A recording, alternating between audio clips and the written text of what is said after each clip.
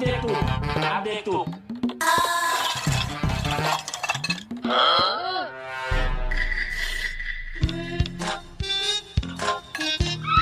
একবার শুধু পায়ে লাগুক, তারপরে দেখ।